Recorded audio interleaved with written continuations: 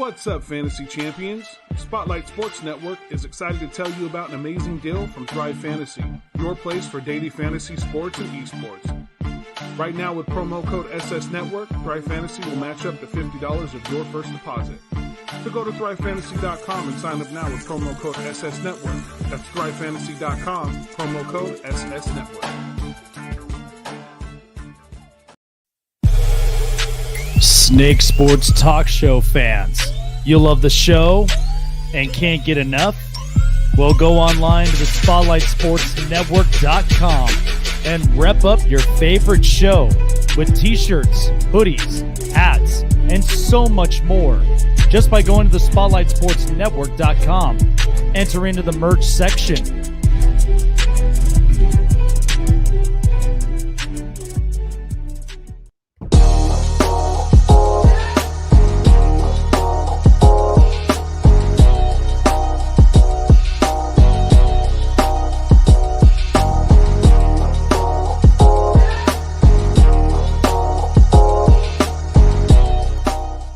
Do you like the Oakland A's? Are you a fan of the Golden Knights? Do you love the Los Angeles Chargers? Well then, my friend, you're in the right place. This is the Snake Sports Talk Show with your host, Jake the Snake SIlva, brought to you by the Spotlight Sports Network.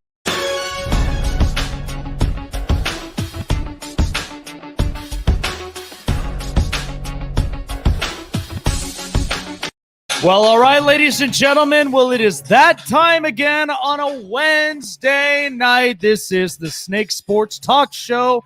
It has been a while, and I'm very happy, grateful, and thankful to be here on a Wednesday night with all of you. If it is your first time, or of course our loyal fans into the chat and also viewing onto the show, welcome, welcome. You know what to do.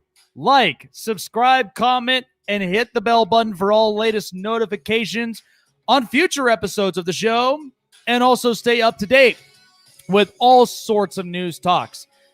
Guys, I barely have a voice after Game 5 last night against the Golden Knights. My God, that was great. That was absolutely great. Like that is what playoff hockey should look like. I'm not joking. That is literally how it should look like. I was very happy of it. Very impressed. And most of all, and by the way, this just ended up getting onto my notifications. But the New York Islanders, congratulations to them. They win Game 6 against the Boston Bruins, and they are officially headed into the semifinals. That is the conference finals with a date against the Tampa Bay Lightning, and hopes to redeem themselves. It was an absolute barn in Long Island. So shout out to all of the New Yorkers, all of the Islander fans. Congratulations. And on to the next step. That means it's just one more game left. Possibly two. But it's one last series. Montreal's waiting. And boy, I could not wait for this to come any sooner. All right. Oh, hey, what's going on to everybody here onto the chats? What's going on, BL? What's going on, Moneybags? All right. Glad you got service back, man. I'm very happy that you were able to get the service back. All right. I want to talk about this because this just popped up. I was literally working all just as a workhorse today. And this just kind of popped up onto my news. But the Denver Broncos are at it again. Only though, this was not them with the initiation. Deshaun Watson, quarterback of the Houston Texans, ends up saying on a interview, this was reported by one of the analysts, as I have it here, that Deshaun Watson is interested on becoming a Denver Bronco. What does that mean for both these teams? Let me just tell you, because we have not heard from Deshaun Watson in the last couple weeks since the allegations. Now, we know there's a truckload of cases, and I'm not going to get into that. But what I will tell you is this. Houston has been keeping Deshaun Watson hostage. This is what it really comes down to. The Texans are not going to be willing to let Deshaun Watson walk, but Deshaun is forcing their upper hand. And the fact of the matter is, I called this before. You wouldn't give Deshaun Watson an offensive line. You barely give him at least weapons. You barely give him a trustworthy personnel. And what's worse, you let Bill O'Brien have all the power. Houston's already a dumpster fire as it is. And I feel bad for the fans in Houston. I mean, like I said before, you have to deal with what's going on, Water King. I appreciate you coming on by, my friend. It's all good, man. Hey, tune in tomorrow night. I will be explaining it also a little later here up onto the show. I've got more play-by-play commentary, and I will be there for Game 6. As 15 minutes away, it's going to be an absolute barn in T-Mobile Arena. You don't want to miss it for the Golden Knights and the Colorado Avalanche. The play-by-play commentary has just been absolutely fire all throughout, just the series itself. It's been great. But to my point, the fact of the matter is Houston is already a dumpster fire. I feel bad for the fans. The fact that they have to deal with the Texans, who will not give Deshaun Watson support after coming off an ACL tear a couple years back, yet is very talented, athletic, accurate as a quarterback. Then you have the Rockets, who are an absolute dumpster fire because you were only a Chris Paul injury away from making it to the finals, beating Golden State, but then unleashed all this havoc of now bringing in Russell Westbrook, which you know exactly what he's capable of. And that's what completely just deteriorated this whole team. And then the Houston Astros with the asterisk in front of them in the World Series. It's been bad breaks. But to my point with Deshaun Watson, he's a very talented quarterback. I've said this before, and he's Andrew Luck 2.0. ACL tear, not a healthy offensive line. When DeAndre Hopkins was there, that was the only supportive wide receiver that Watson could trust. The rest of them were down on injuries. Well, I mean, Will Fuller couldn't even stay on his feet because his feet were always hurt. Kenny Stills, good kid. I think has potential in him, but he can't stay healthy. And what are you expecting David Johnson to do when he's been injured in Arizona and comes to Houston and it's not any better? Outside of Laramie Tunsil, this offensive line has completely drained. It's been ran right down the drain, and Deshaun Watson has no support. The Denver Broncos. This is what's interesting about this conversation, because I've already spoke about this. They don't trust Drew Lock. Drew Lock is a reach. And the AFC West is as competitive as it could possibly get. Justin Herbert, Patrick Mahomes, Derek Carr. Drew Lock is the fourth best quarterback in that division. Easily. He's too casual. Doesn't really come up clutch in situations. Okay, we're not going to be talking about this fourth quarter comeback stuff. Okay, if you're only good for one quarter, then that's a problem. I expect you to be clutch in 3, if not all 4 quarters. That's the reality of the NFL. And as a quarterback. And Drew Lock just does not give me that kind of vibe. And the thing of it is, Deshaun Watson, if they make a trade, because they're not going to trade Teddy Bridgewater. They're not going to do that. I feel bad enough already for Teddy Bridgewater. He has had too many bad breaks where the injury in Minnesota traded him over to New Orleans with Drew Brees, got his groove back, came in when Drew was hurt, and was undefeated until Drew came back healthy. Then his stocks rose up because I think he's a capable backup. Then goes to Carolina, and under Matt Rule's system, he's traded again after 1 year. So you're not going to move Teddy Bridgewater again. My thing is, you work a deal with Denver.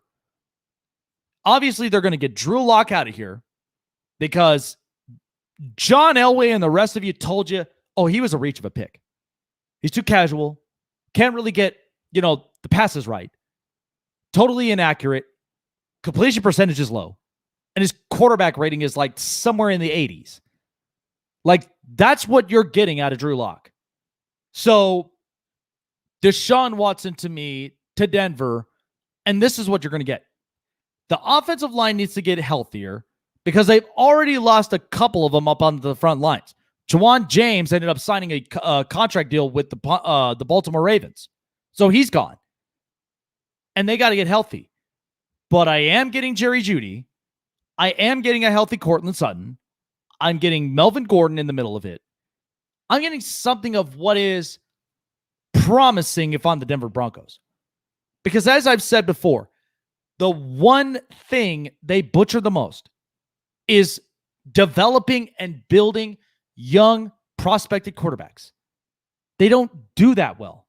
Why do you think Peyton Manning was such a success? Why do you think Jake Plummer was always fun to watch? Because the rest of the other quarterbacks just could not pan out. That's who Denver is. They want veteran quarterbacks who've been in this league long enough, who know the playbook, who understand the pressures, and are willing to execute every play. That's it. But when you bring Deshaun Watson in to a stacked AFC West, I mean, that's an entire cast of young quarterbacks, with each of them with developing offensive lines, truly capable offensive weapons, and a defense that has a duo, if not a trio. Think about it. The Kansas City Chiefs with Chris Jones and Tyrann Mathieu. The LA Chargers with Joey Bosa. And at the time, it was Melvin Ingram, but he's still a free agent. But hoping that Derwin James could fill in the role. The Raiders with Max Crosby. And I would say personally, whomever steps up, Carl Nassib or others, that's what you're going to get. And then Bradley Chubb and Von Miller. So that's the division you're going to get. And Deshaun Watson being a part of that company, I mean, it's a toss-up of all four quarterbacks. That's it. That's all it's going to be. But Deshaun Watson, as I mentioned, outside of all the baggage that he has with the allegations, because I think there's 22, 23 cases, but Houston's holding him hostage. We know this. But Denver, you already know, doesn't trust Drew Lock. And I don't think they ever will. That's why bringing Teddy Bridgewater into the building was part of that reason. Too casual for me, honestly, as a quarterback that should be executing plays. I mean, this was anticipated that Denver was going to be our dark horse team. But instead, that prediction failed. So, I mean, it's interesting to me to see this, but Deshaun Watson's trying to find his way out. I feel like Denver is definitely the team that could make a deal. Because remember, Denver was the same team that wanted to inquire about Aaron Rodgers. But Green Bay's not shoving yet. Only Aaron Rodgers, is the only one doing the pushing and shoving. Not Green Bay. Green Bay won't budge because they are a small town franchise. And I'm going to get to that a little bit later in the break. But I'm telling you, Denver looked at Aaron Rodgers, and now Deshaun Watson comes out with this comment. What is the one thing John Elway is trying to do? He is trying to protect his brand and what he tried to build after Peyton Manning retired. That's all it is. Trevor Siemian, Paxton Lynch, Brock Osweiler, Case Keenum, Joe Flacco, and Drew Lock. That's 6 quarterbacks since Peyton left that you've developed, you tried, they failed, and now what do you got left? Now you bring in Teddy Bridgewater, make that 7, but we haven't even seen him play yet. And we don't even know if he's guaranteed a starting role. That's the question. So I just think with this news breaking out with Deshaun Watson, you already know he wants out of Houston. He wants no part of it. J.J. Watt's already in Arizona. Deshaun is trying to get the hell out of Houston. So you already know where his mindset is. But if the Denver Broncos want to do this right, I mean, this is the one position they cannot butcher. And it shows. They better put in the right price because it seems like Houston will take anything, but that's only if the ownership, the general managing is willing to do that. But you kind of already know how dicey the situation is. All right. It's interesting how I've watched, the postseason for both NBA and for the NHL. The NBA. Let me start there first, because this has been really exciting, and it's only getting better as we get into round 2. But there have been a couple teams that you already know, and 3 players in this playoff, or maybe was, but then got knocked out. They are such good talents, but they just do not have the capable number 2s with them. They do not have the right supporting cast. Maybe they don't have the right head coach. But this is something that is weighed on my mind. Luka Doncic of the Dallas Mavericks. The kid has been playing professional ball in Europe at age 16. He's 22 right now. And Mark Cuban hit the jackpot the second he came to Dallas. And what did you promise him? Kristaps Porzingis, who in the last couple years for Dallas has been hurt. Tim Hardaway Jr., good kid, nice kid. I think he's really serviceable, but he's not a number 2. Seth Curry, at the time, could be your number 3, but not any more than that. And now he's showing the talent in Philadelphia for Doc Rivers. This is a talent you can't waste. And let me list another one. How about Damian Lillard? Okay, the Portland Trail Blazers for years have been a snake-bitten organization. They really have. The question you should ask yourselves, do you blame the general manager, or do you just blame the injuries? Because remember, there were so many talented players. And let's not get into the conversation between Michael Jordan and Clyde Drexler. They were both talented players. So you could have gone either or. But Sam Bowie, who, by the way, was a great player. Great player. But then injuries kicked in. Brandon Roy. God, he was amazing. I mean, that kid could play for like 12, 14 years. But then the knees started to shake up, and then that was career ending. I mean, it's sad. You have Damian Lillard right now, who is probably one of the most talented players and one of the most talented athletes, like Steph Curry, LeBron James, Kevin Durant, and so many others, who knows how to shoot, who has a leadership type of background, and all he's looking for is support. You promised CJ McCollum so many times, but CJ is so dicey. And he's a good player, but he's dicey to the point where do you trust him as a number 2? Yusuf Nurkic, I think, is a really good kid, but he's not a number 2. He's more of a 3 or 4. And if you put him In a great roster, he's a 4 because he is serviceable. He is a guy that you could utilize in the perimeter, get rebounds, and is a guy that's willing to put points on the board. That's it. Portland has been so snake bitten over the last couple of years that this is the reality of their franchise. And now their backs are against the wall because Dame time is apparently ticking, and it's not going to tick for long. And this is the reality they have to face. And one more player I'm going to explain is Giannis. Okay, the Milwaukee Bucks. 3 players I mentioned.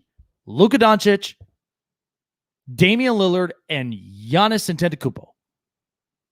3 generational players. We're not going to get into the conversation of Ja Morant and others because I do believe Ja Morant could turn that Memphis organization around. And same with LaMelo Ball. But it's only Ja's second year, and then it's LaMelo's first year. So we're not going to get into that. But the last couple years that have stood is Luka Doncic and Damian Lillard, and then it's Giannis. Because Giannis, you spent a contract extension on Chris Middleton. Look at what's happening in the playoffs right now against Brooklyn. They've been lacking on shots. And Giannis is such a talented player that he can rock the rim, he can get rebounds, and he's a kid that can shoot.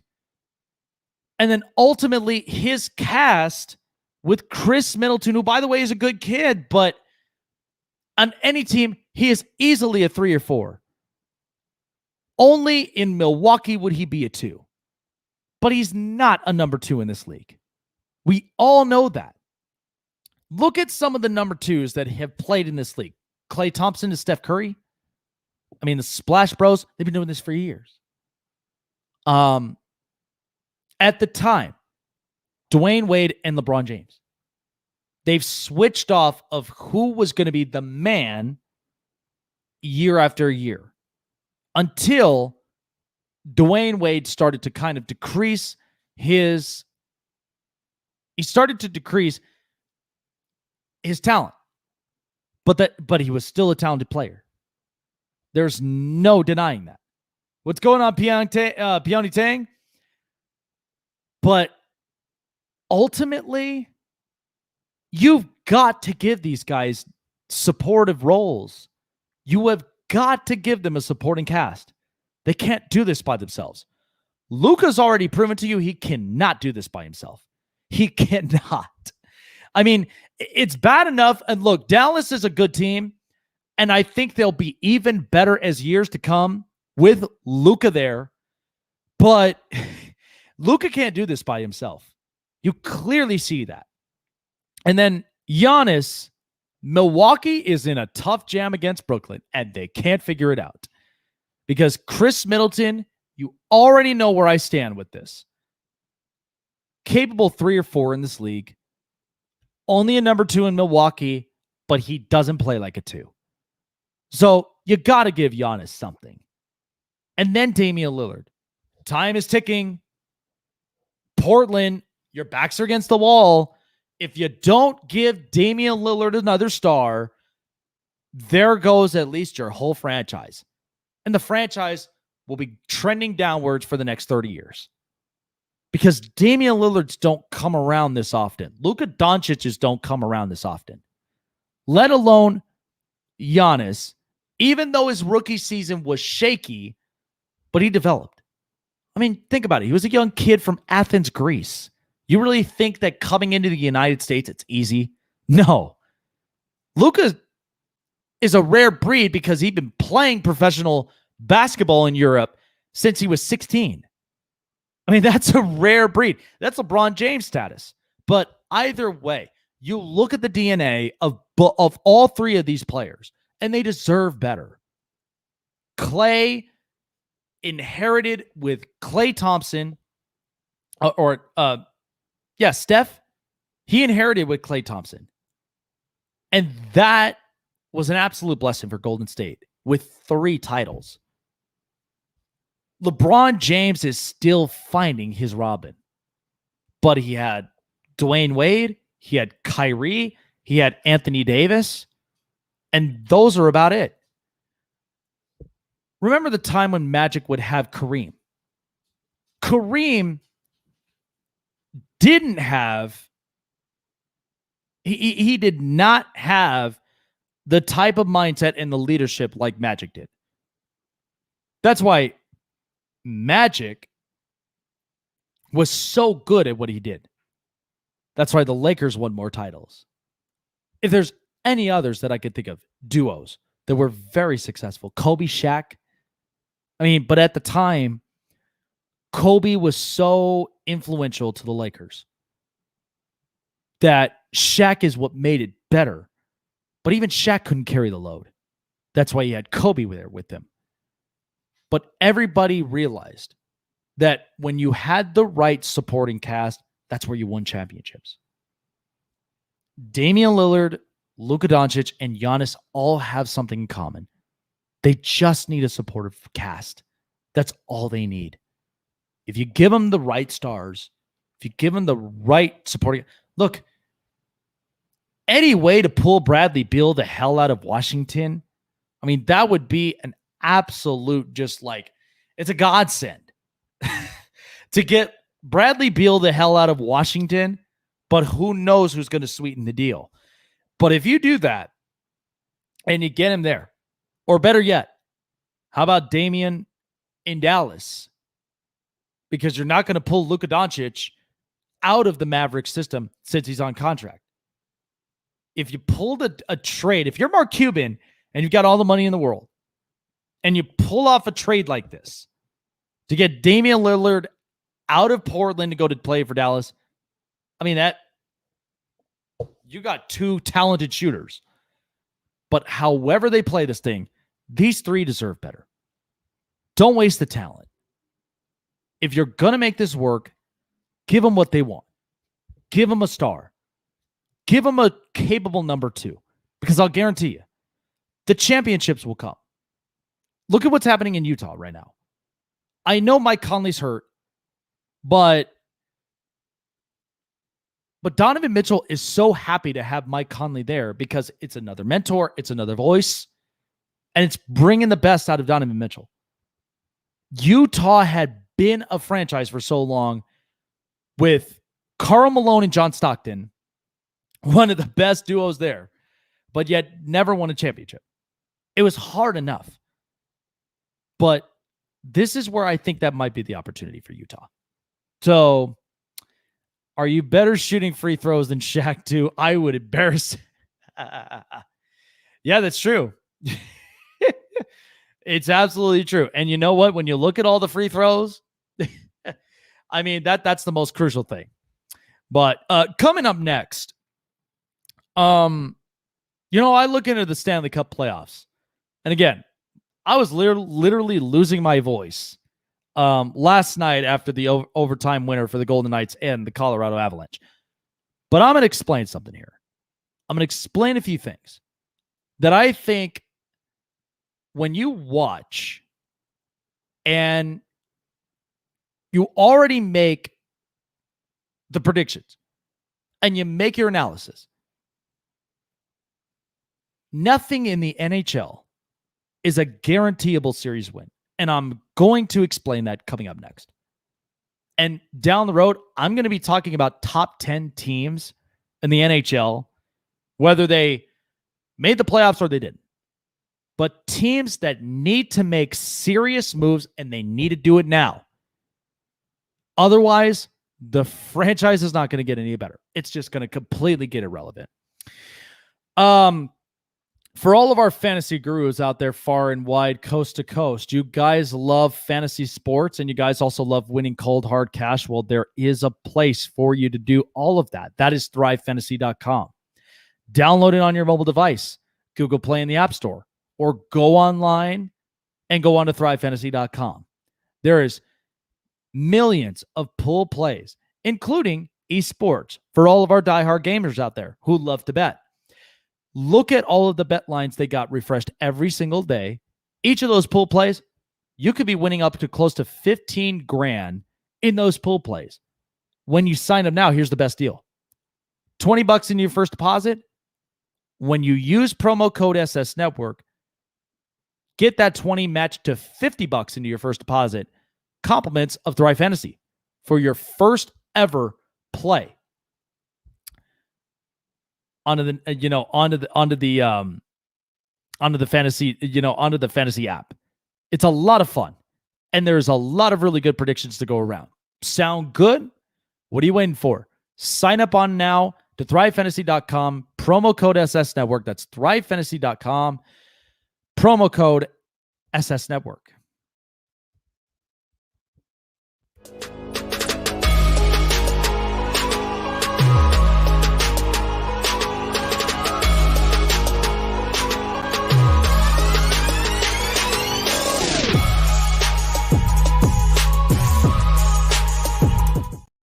Once a Raider, bruh, always a Raider, bruh. Shit simple as that. You look silver and black. Lot of bread invested in that O-line. Car insurance cost an arm and a leg to reach that goal line.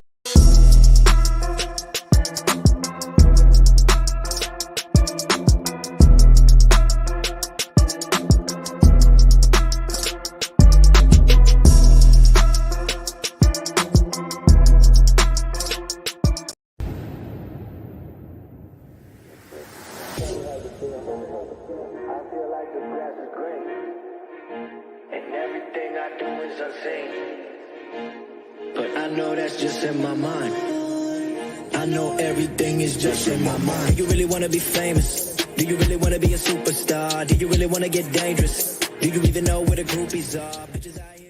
Welcome to Hamler's house.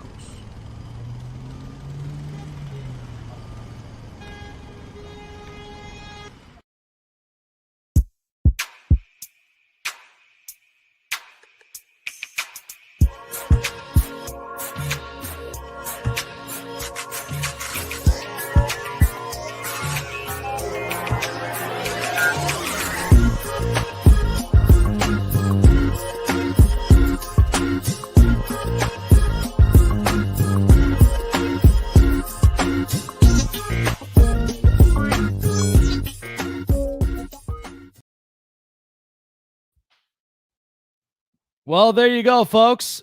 Spreadshirt on SpotlightSportsNetwork.com.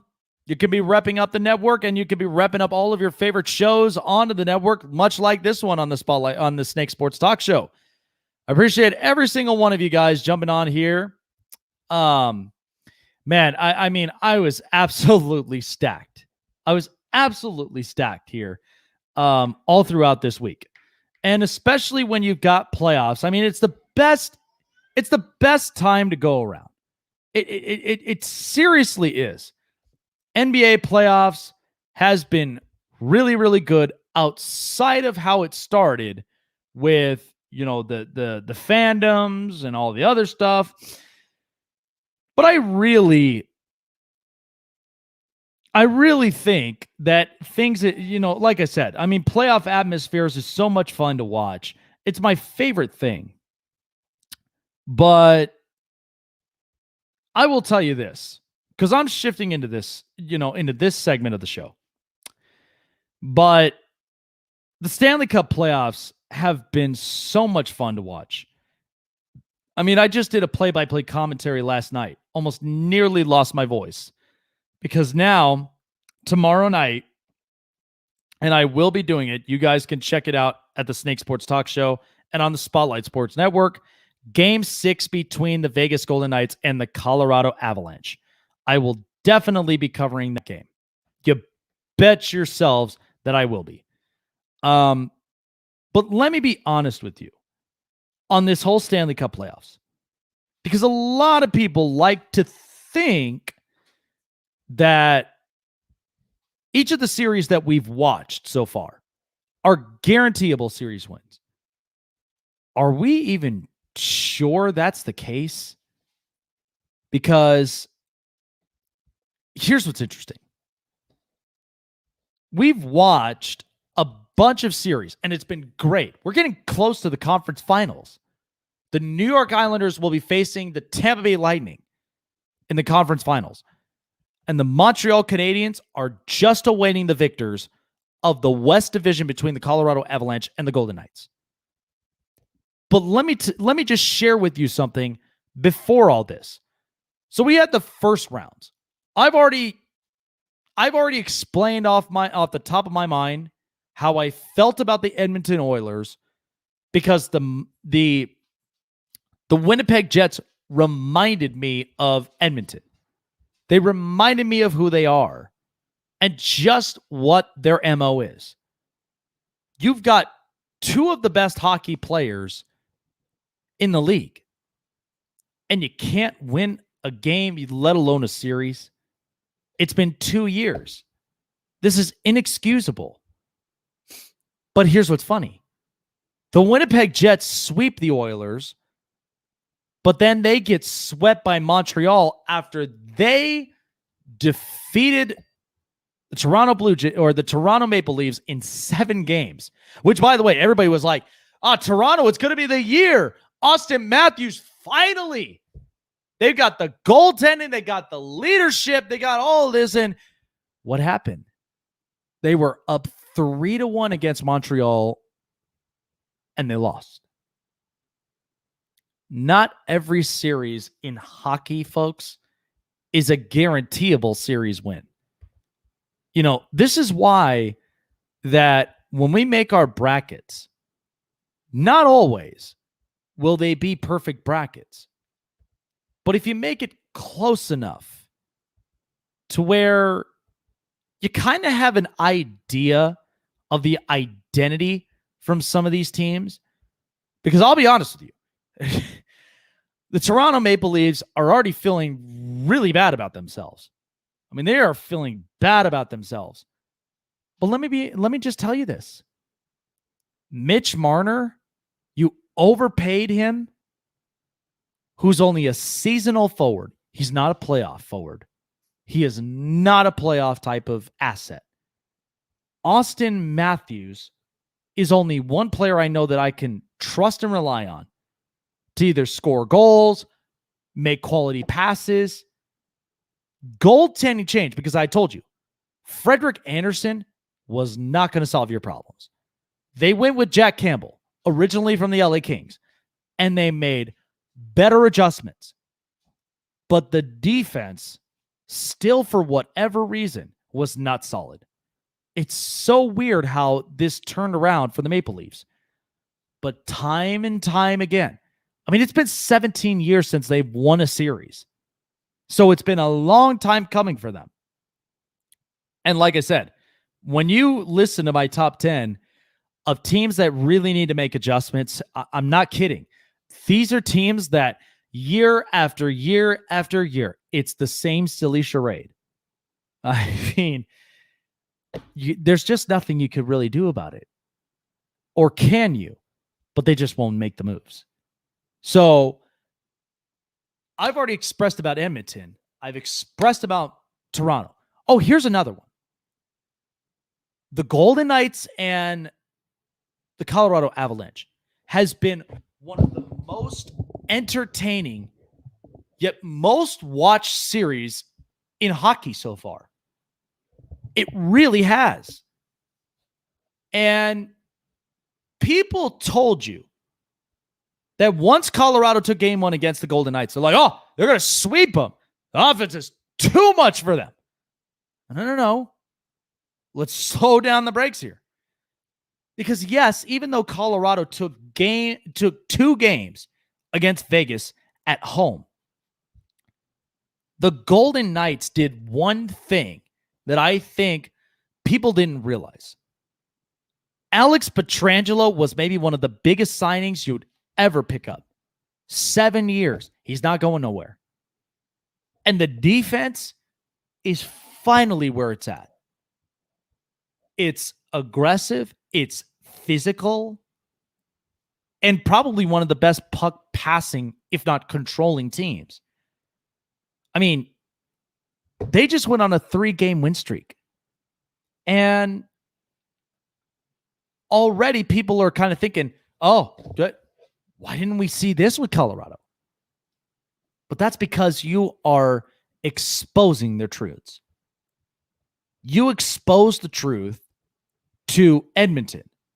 They need more support because outside of Connor McDavid, Leon Draisaitl, and maybe Ryan Nugent-Hopkins, and I'm going to throw a pass on Darnell Nurse, but everybody else, you got to be kidding me.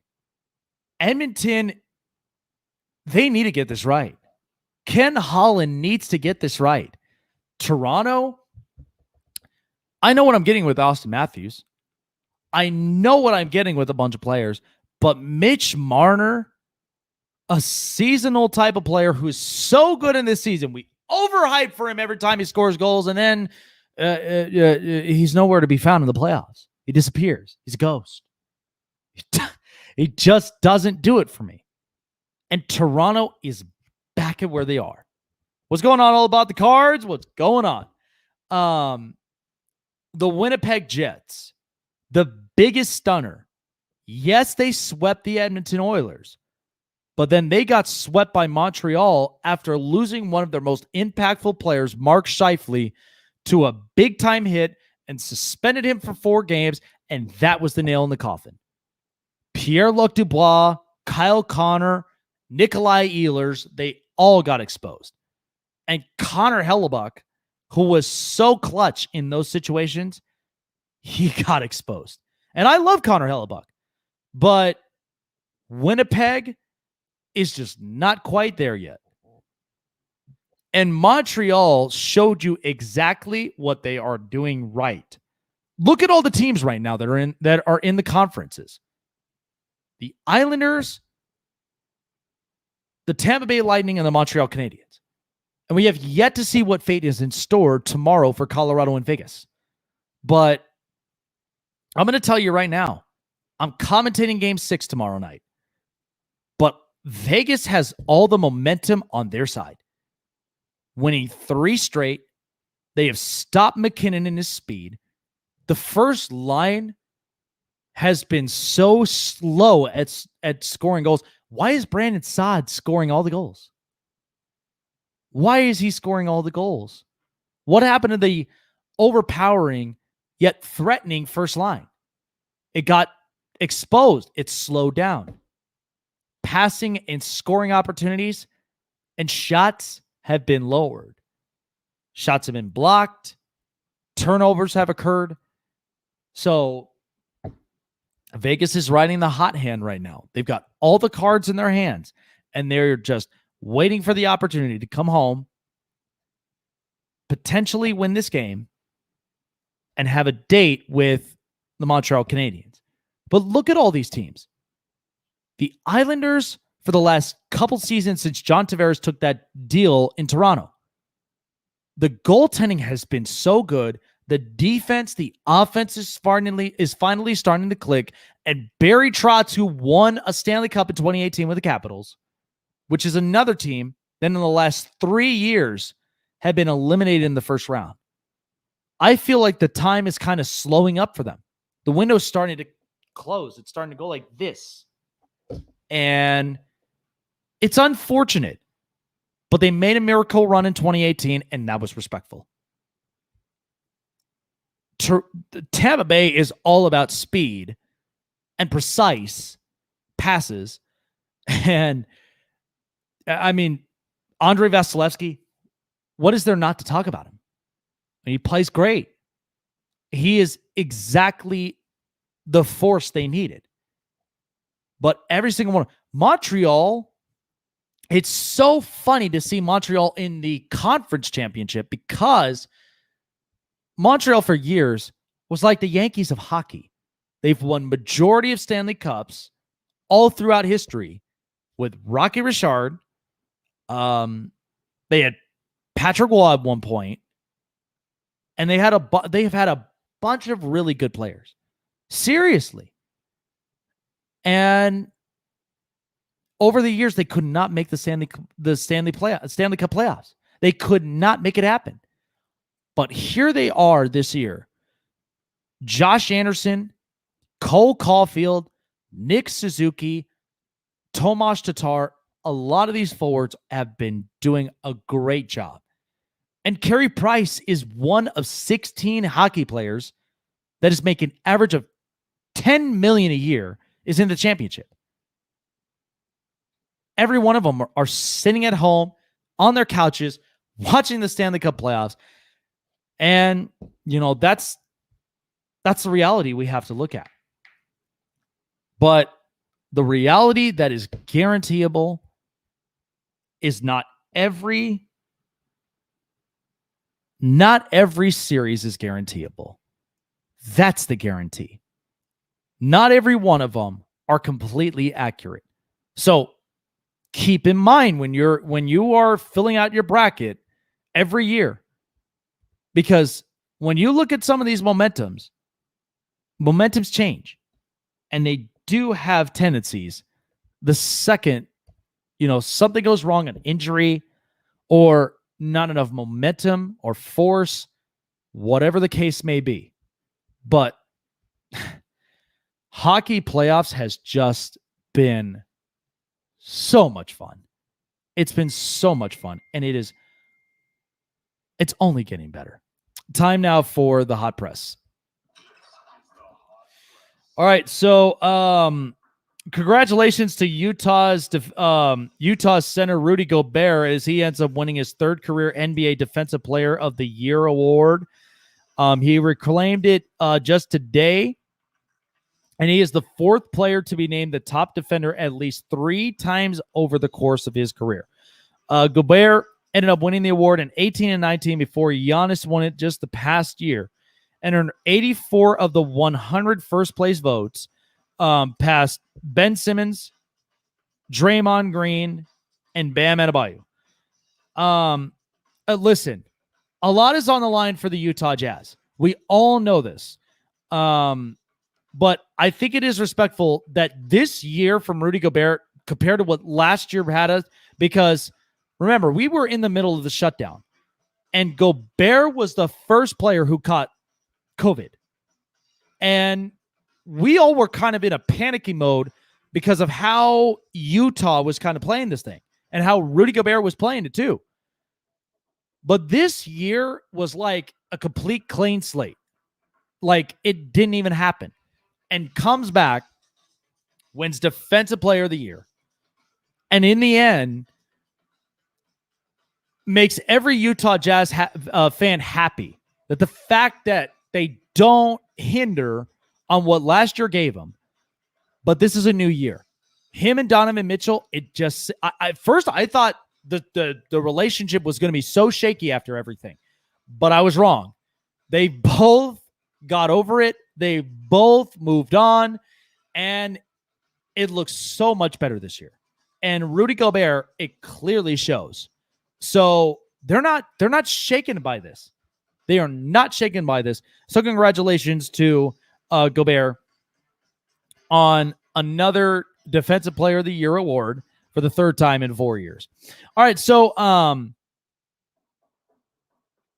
the New York Mets first baseman, Pete Alonso, ended up pointing out something that was so controversial.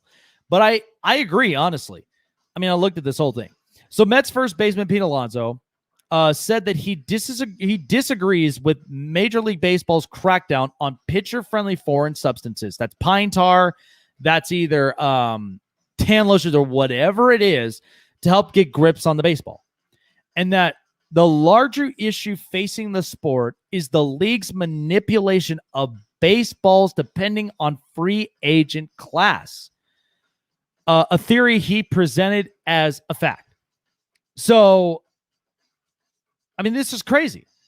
So here's what he said, quote unquote, the biggest concern in Major League Baseball, the base manipulates the baseball year in and year out, depending on free agency class or guys being in advance part of their arbitration. What's going on, Will? What's happening, man? And following up on that, he asked in a follow-up question if the idea of manipulation baseballs based on free agent class is something players talk about and believe in. And he said, oh, no, that's a fact. Look, foreign substances when it comes to pitchers, when it comes to grips. Look, I was born and raised in a time and in an era where the steroid era was continuing on since Jose Canseco even started this thing. Okay. And baseball was so dull. Don't even get me started on how it was. It was dull. And the only thing that could change this up is you had home run, you had home run contests. You had players like Griffey and the rest of them who were on home run paces. You guys all remember that 98 season when Sammy Sosa, Mark McGwire, and Ken Griffey Jr., they were anticipated to be the guys in the run. And then baseball got dull again. Then you talk about analytics and statistics, and now baseball's dull again.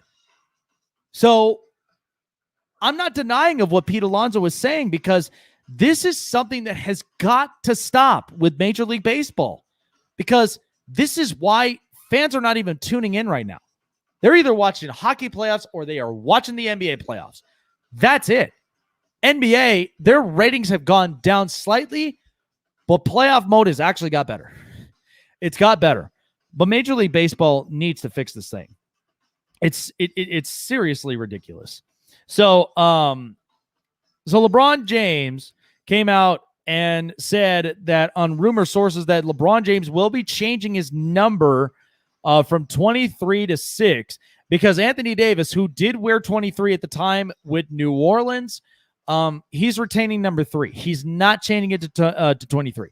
So I think a lot of people can kind of realize with LeBron James over the years, he's entered into that mogul stage. I mean, he wore 6 as a member of the Miami Heat, wore 23 with the Cleveland Cavaliers, and then wore 23 with the Lakers, and now is going back to 6. Maybe this is a different change of scenery, but it's very interesting. Remember, 2 years ago, they had abolished this idea and said that there were going to be potential fines. But listen, any way that the Lakers can get themselves back on track, I guess it works, but who knows?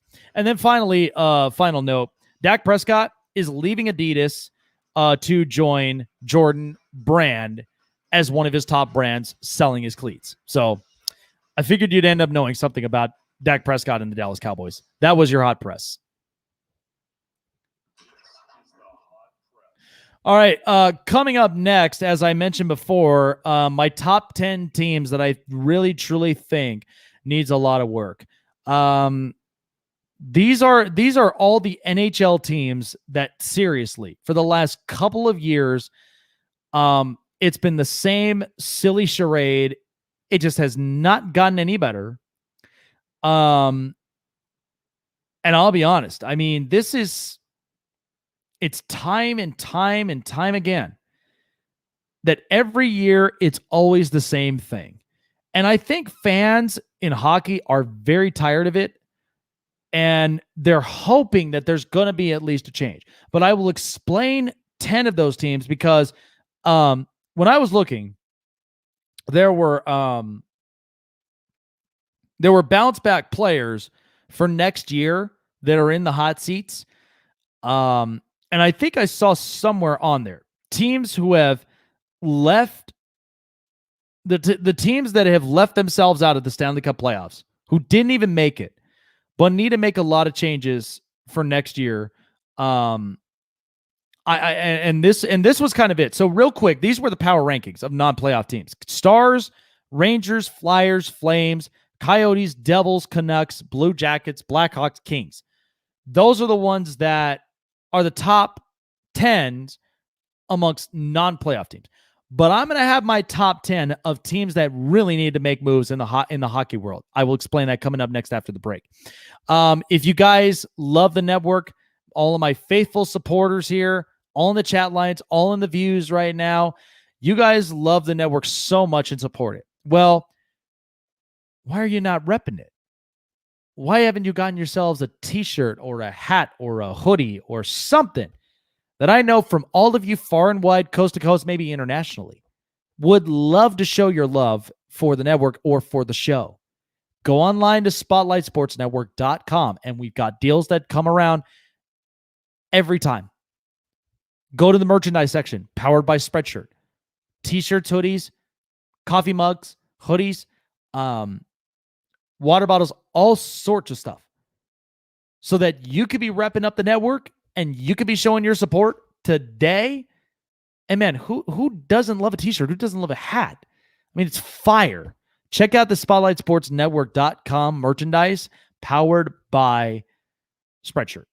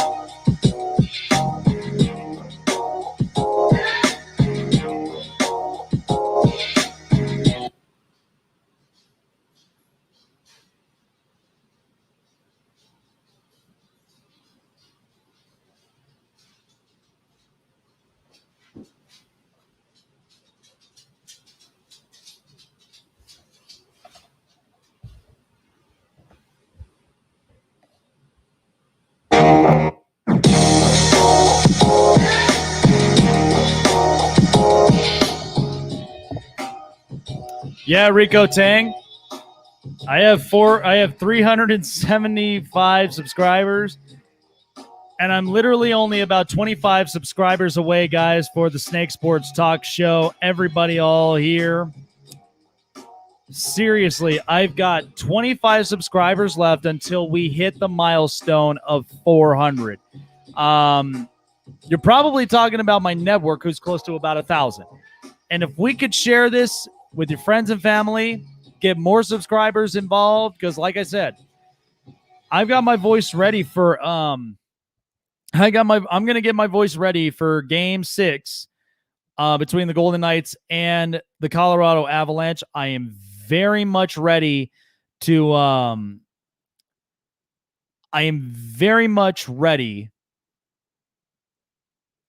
get game 6 out the way. The commentary has been great.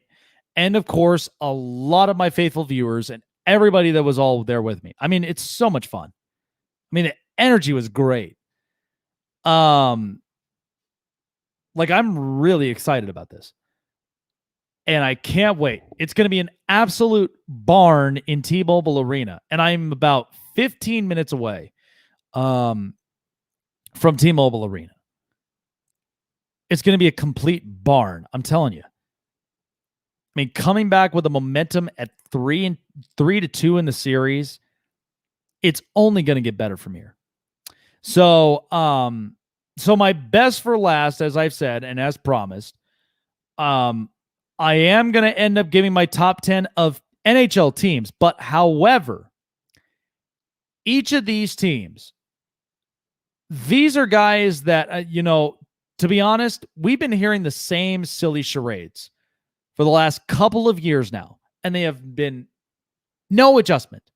Now, these teams, I will tell you, these are teams that have either made the playoffs or they haven't. But I do think it's reasonable to say that each and every single one of these teams represented right now are teams that need to make serious adjustments for the future if they want to get further and further into the playoffs, or if they want to be able to get to, show off their skill and their potential for the Stanley Cup, because it's not easy. It's not easy. And, and like I said, I mean, there's a lot of adjustments that need to be made. I think, to be honest, there have been a bunch of teams that really have caught my attention. And I'm going to be breaking these down here, but each and every single one of them were really good. I mean, they were exceptionally well. But each of these teams, it's been the same silly charade for years. It really, really has. By the time I'll give you at least a little bit. I think by 7-1, you kind of already know what the deal is. You kind of already know what is going to happen here from each of these franchises. So without further ado, let's get started on this at number 10. Okay, so the team that was scrappy that got eliminated by the Vegas Golden Knights, the Minnesota Wild. Listen, this was a team that was not supposed to get into the playoffs. I'll be totally honest with you. The Minnesota Wild didn't look like a playoff team to me. I felt like this was a team that was redeveloping. I mean, they got rid of a bunch of players. Jason Zucker goes to Pittsburgh. And I think, and I will tell you this, that second Kirill Kaprizov came into this franchise as a youngster. I mean, this was exactly what they needed.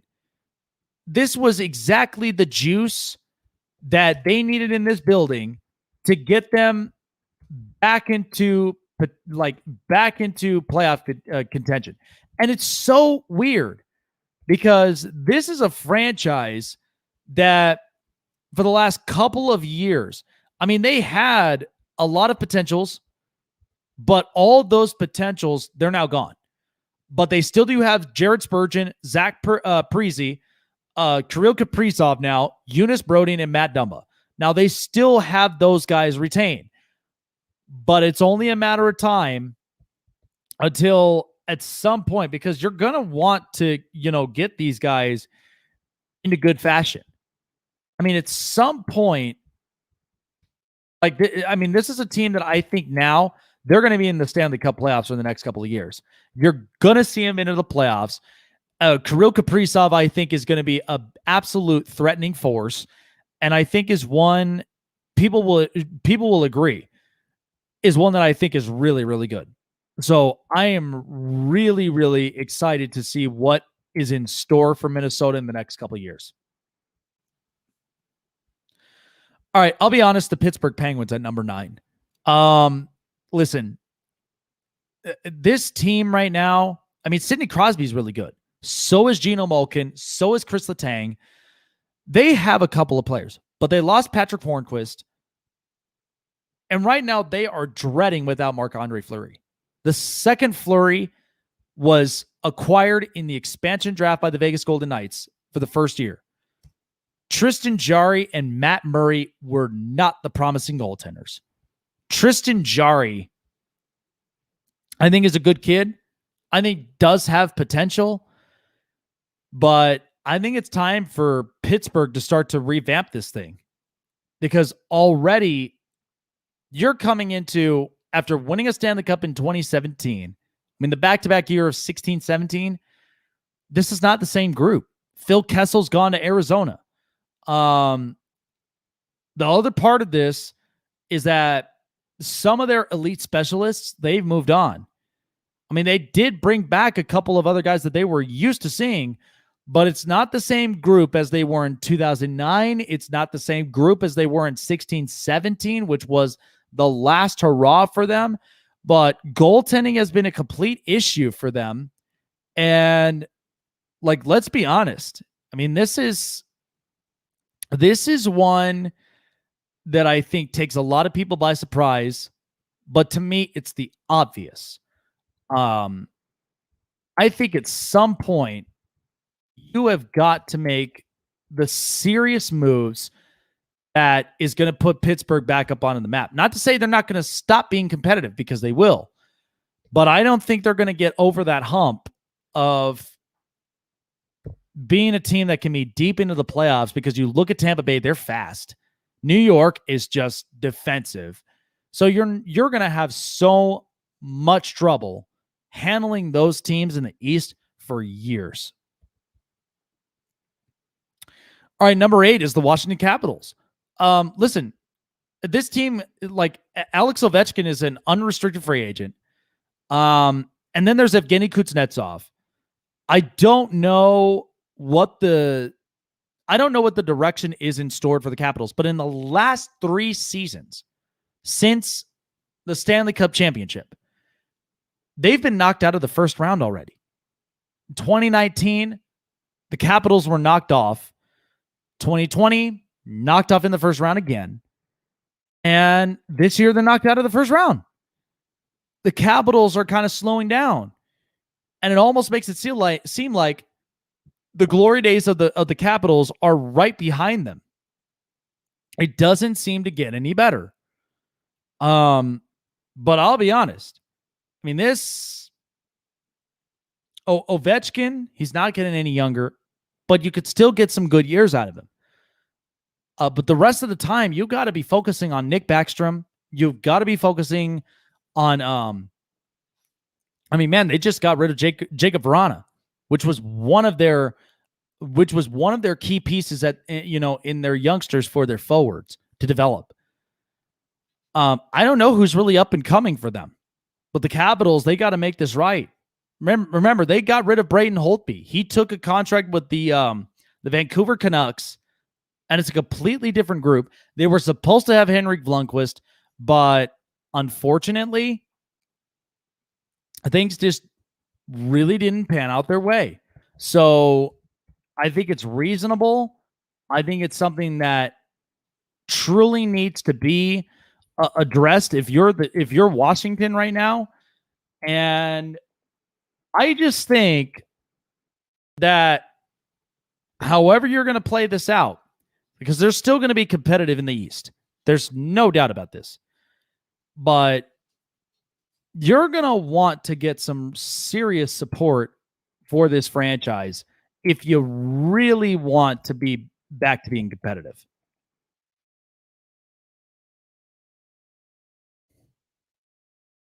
All right, number 7, the Calgary Flames. Listen, I don't know what's been up with them for the last couple of years. They made the playoffs, but made no noise. David Riddick's gone. Sam Bennett's gone. And right now, Johnny Gaudreau is just nowhere to be found. Has Gaudreau hit a wall? And Sean Monahan, I think personally, you better hope next year he's going to have a bounce back type of year, because Monahan needs to get back into the groove of things. But this was not an aggressive Calgary Flames team that I saw in 2019.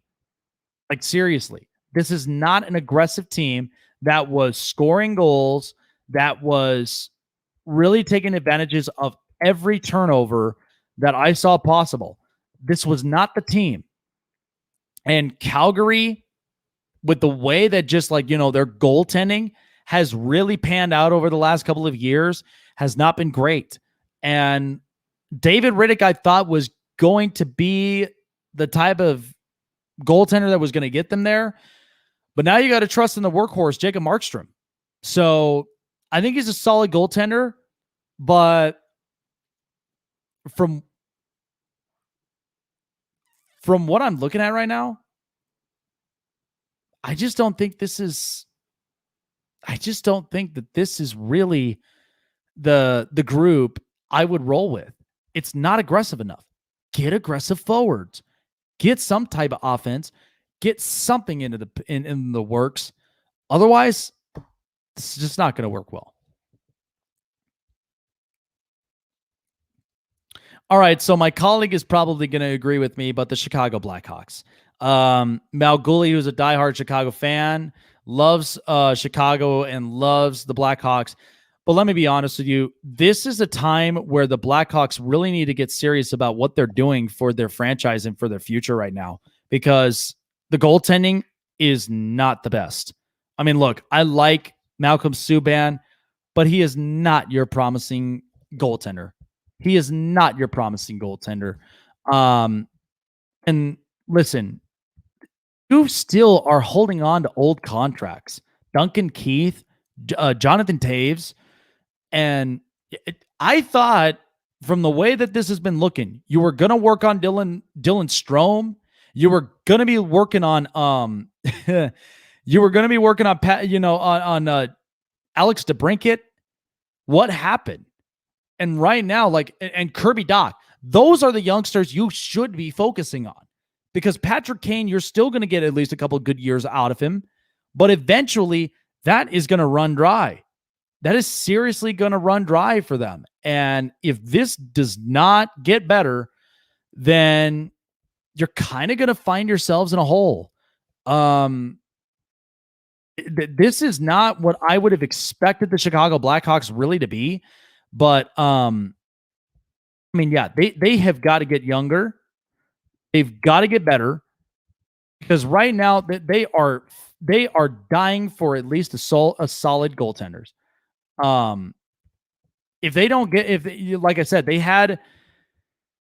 had Robin Leonard right in front of them, didn't take advantage of it. And it's unfortunate, because at the end of the day, they seriously, I'm surprised that they never gave him at least a contract extension. Seriously. And he was the first one traded, and Vegas was like, hey, we'll take him. We'll take him. No problem. But right now, the Chicago Blackhawks, they got to get younger. They have got to get rid of these contracts, and they have got to make something happen here, because this is year after year, even though you are going to get enough out of Patrick Kane, but this is yet again that we have to see this. And I think at some point Chicago fans are going to get sick of it.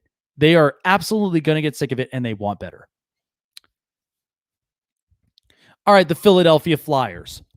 Here's what's interesting about this team. They got their goaltender, Carter Hart. There's no doubt. They have got their goaltender for the next couple of years. That's not a problem. And they do have at least a lot of really good offensive forwards. Sean Couturier, Travis Konechny, Jacob Vrachik, and I'll be honest, Joel Farabee looked really, really good. Youngster, Oscar Lindblom looked really good. But I'm going to ask you this question. Where in the hell has Claude Giroux been? He's disappeared for some reason. He has not been the same forward, and especially as a captain. I mean, the points, the goals, not adding up for me. So something seems to be wrong with Claude Giroux's play. And because, again, the defense needs to get a little better. Shane Goatsberry, I thought he was going to be right there on the trade block. He was on waivers, but nobody claimed him. And they need to get better on their defense because this is such a hot and cold team. It's a wave they're riding. Every time they'll either get red hot or they'll get cold as ice very quickly. This is just the reality of this franchise. And they need probably a couple more forwards to add to that piece with Konechny and Couturier. And then they need to get better on defense. We don't need goaltenders. Like you'll need goaltenders for depth, but Carter Hart is your guy. He is your future for this franchise at goaltender. Americans are not easy guys to come around. They are not. And I think it's quite clear that this is exactly what this franchise needs to do. And Claude Giroux needs to step up. This is what is prevented Philadelphia, who should have been in the playoffs. This is what's preventing their window from, instead of staying open, to starting to get closed. This is what's really preventing it. All right, I'll be honest with you, the Arizona Coyotes. I mean, this is a team that right now, I don't know what direction they're taking right now. Darcy Kemper, I think, is a good goaltender. He's not elite. He still has a long way to go. But you bring in Phil Kessel, and then you have a bunch of young kids. Clayton Keller, I think, is going to be a good kid for the next couple of years, but he's not elite. There are a bunch of other, forwards and defensemen. I mean, look, Oliver Ekman-Larsson, I understand that they're kind of going with his defensive tactics because I do think he's a good player, but I think you're going to need more than that. I truly think you're going to need more than that if you really want to be a threat in the playoffs. I mean, this is a team that made it, but made no noise. They were quiet all last year. And it's unfortunate because this was a team that was seriously catching fire. They got Taylor Hall in the trade deadline and then didn't really build upon it. So whatever the Coyotes' case needs to be, they need some stronger forwards because goals apparently seem to be an issue for them. And look, Darcy Kemper's going to develop. He's going to get there. But if you're not giving him a capable offense that's going to score goals or at least get more shots at the net, then this team's going to deteriorate.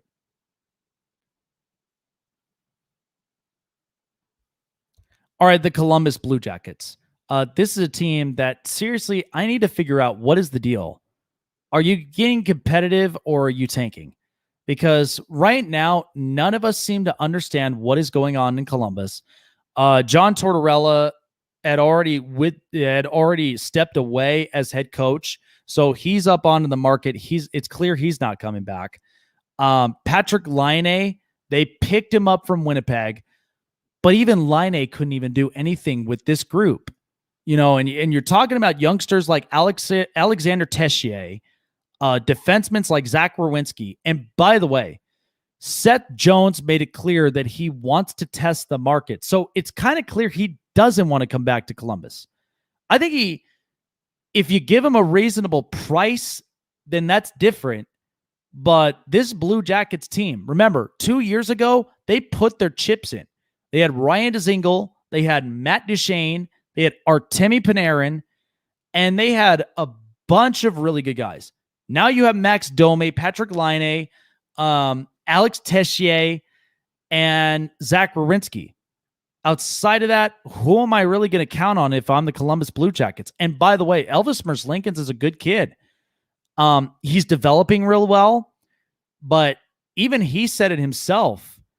I mean, this is kind of, this is not the response you'd really would want from your goaltender, especially a young one who they're just kind of coming up into grips.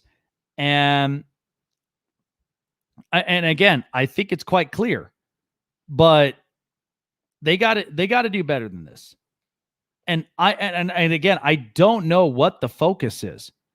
I truly don't know what the focus is for Columbus at all, because this is just the kind of thing that, and then even look at this. Max Domi is expected to miss 5 to 6 months with shoulder surgery. So it's a bad enough break for them moving forward. But, you know, and I'm popping up this interview because I think it really means something for this organization. And it really means something for them moving forward. And if they can't get this right, because this is a team, as I've said multiple times, is like a team that doesn't die. But this is what you have to experience. I'm tired. I'm tired of losing the game. I know we are trying, but this is getting embarrassing.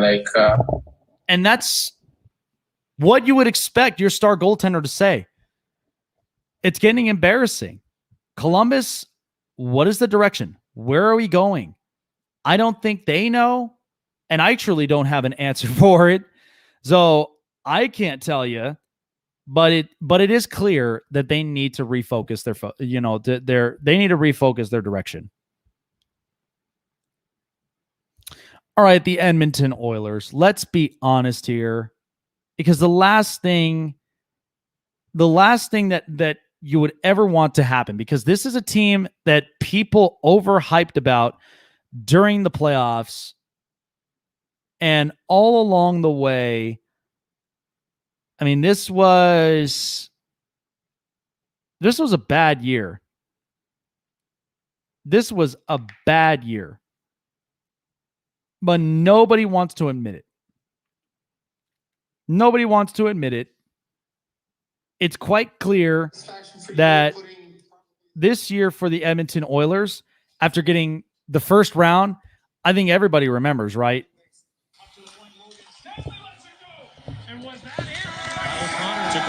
Winnipeg scored a goal at 10:46. An absolute cannon goes off the blocker. The Winnipeg Jets take game one. Andrew Copp to Stastny. Stastny, a shot and they score! Paul Stastny! And the Winnipeg Jets take a commanding 2-0 series lead. Teams now. Morrissey takes a look, shoots, scores! Tie game! Josh Morrissey! It's 4-4! Tremendous performance at the same time. Here's a shot, and they score! Nikolai Wheeler!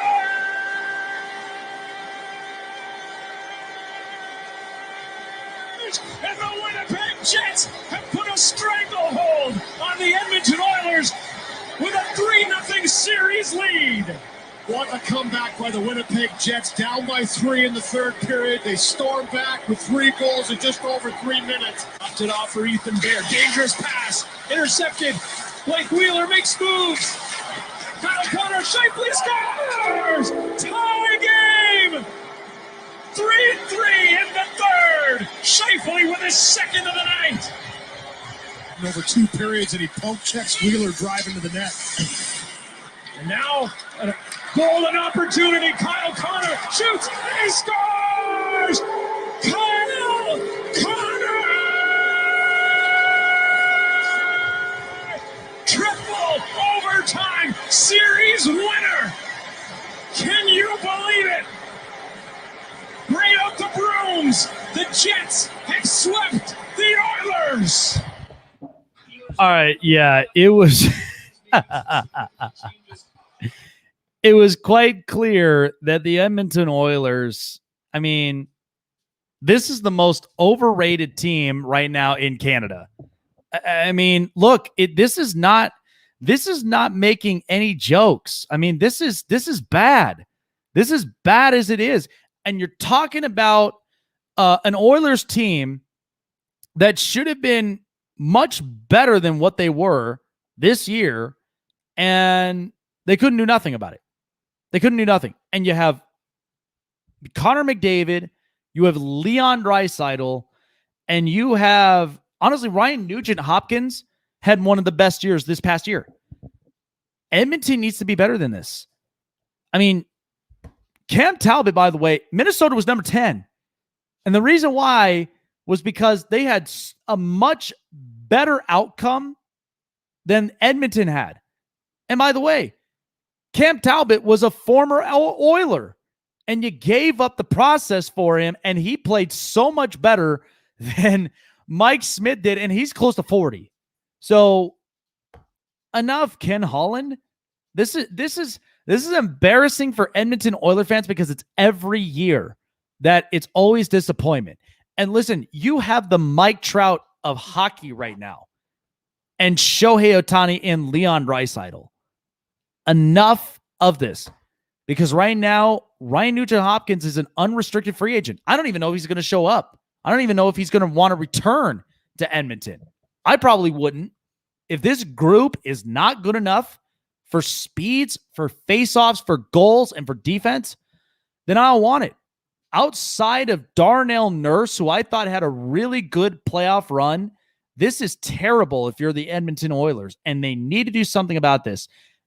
Get a goaltender, at least somebody that's capable, because Mike Smith and Mikko Koskinen, I'll be honest with you, they are not elite goaltenders. Mike Smith was a lightning in the bottle the second you saw it this year, and that's not good enough. So do yourselves a favor, because time is ticking with Connor McDavid's contract. And I said it before in the previous show. I take a hold on that potential contract extension, because yes, it is coming, but I'd hold off on that. I'd hold off on that until I get something better. 17 years since they've last won a playoff series. Why every year that this team always continues to get overhyped, and this team always continues to come up short or disappoint in the playoffs? This is yet again another first-round exit. Toronto, I thought that they were going to end up beating the Montreal Canadiens because, listen, Montreal has a good group, but I don't think has an elite group that could push their chances through the playoffs. And they're in the conference final right now. That says a lot. And Toronto had a 3-1 lead against Montreal, and they lost it all. They lost the momentum. Mitch Marner disappeared. Austin Matthews couldn't get the help. And where the hell was the defense? So I don't know, guys. I mean, Toronto, again, 17 years. 17 years. It's bad enough as it is. And every single year, it's the same disappointment. I just don't understand where, I just don't understand how a team like this that had so much discipline with leadership. I mean, good God, they had former captains, John Tavares, who went down with an injury. They had Nick Foligno that they picked up from Columbus, Jason Spezza, and Joe Thornton. 4 former captains in one team. This is not good enough. And you're overpaying Mitch Marner to be someone who's not right now. And I think this is one that is on Toronto's general managing. You overpaid for Marner because he sat out a season and said, I am better than this.